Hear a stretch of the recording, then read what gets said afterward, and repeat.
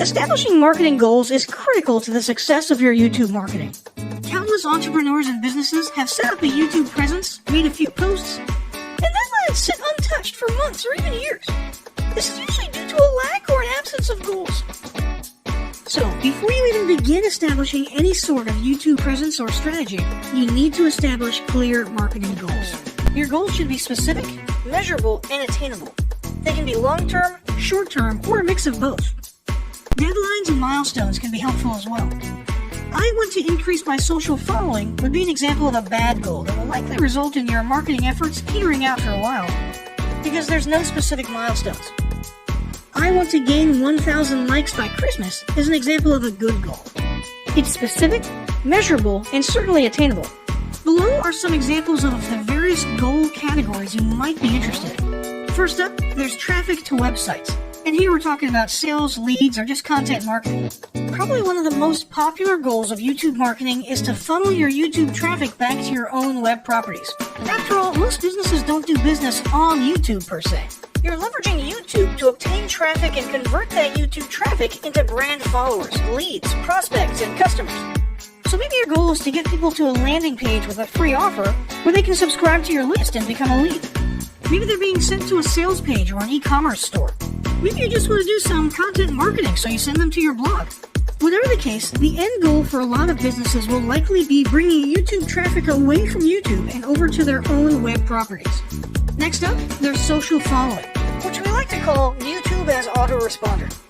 In this goal category, your aim is to build a large number of followers. And the reason we also refer to this as YouTube as autoresponder is because the main sought-after benefit here is to increase the number of people who will see your uploads in their feeds.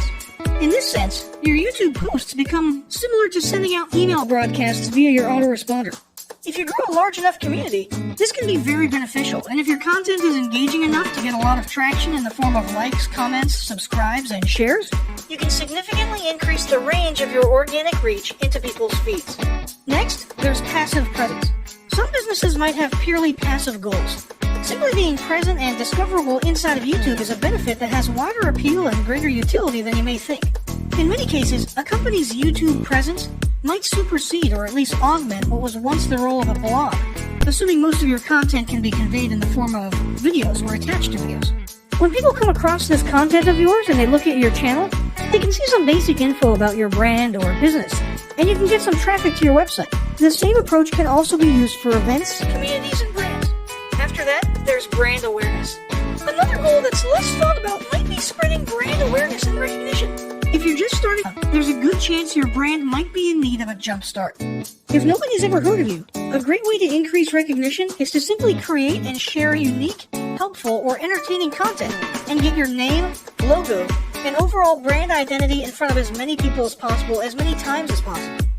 If this is your goal, you want to avoid being salesy in the beginning.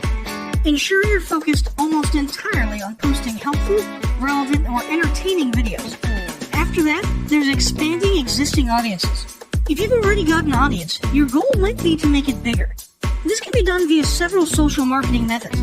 Sharing viral content, either curated or created yourself, can lead to a huge increase in your YouTube audience. Although creating your own viral content like that can be great, if you don't have the time or means to do so, you can simply leverage existing content that's already been proven to be viral by curating or resharing it with your own comments or angle added to it. Obviously, you don't want to actually steal and re-upload someone else's video. We're talking about doing a little video review or commentary about a content piece, preferably linking to the original content piece, and adding your 2 cents. Also, a few humorous videos can't hurt either. Other ways to expand existing audiences can include contests, sweepstakes, and gamification. Assuming your offers or prizes are compelling enough, incentivized sharing, liking, and subscribing can be very effective. Just ensure your methods are permitted by YouTube's terms of service. Enhancing or repairing public relations. Do you want to set your company apart in the public eye? Do you want to associate your brand with feelings of goodwill and community involvement? Was your business recently involved in a controversial incident that requires damage control? It doesn't take a humiliating public catastrophe to make PR enhancement a good idea. This is a goal that any business can engage in. Non-sales related campaigns can include videos that foster positive values and goodwill, or even involvement in social movements, or noble causes. On the social movement side of things, be careful not to alienate half your prospects, though. Did your business recently donate to a charity? Build a school in a third world country? Serve food at a local pantry? These are all great things to post about. If not, then they don't necessarily need to be about things that you and your business participated in specifically. They can be content about general things, like a heartwarming video about helping the poor or caring for the elderly.